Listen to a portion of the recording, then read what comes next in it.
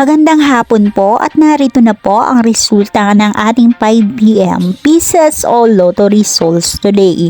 At para po sa draw natin ngayon ay ang 3D Lotto at ang 2D Lotto. Para po sa mga bagong nanonood, huwag niyo pong kakalimutan mag-subscribe sa aking channel at pahit na din po ako notification bell para updated po kayo lagi sa aking mga bagong upload.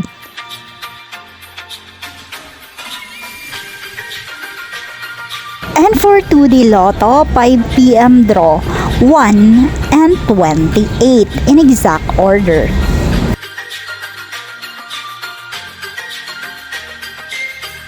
And for 3D Lotto, 5 p.m. draw, 6, 6, and 0 in exact order. Maraming salamat po sa inyong panonood.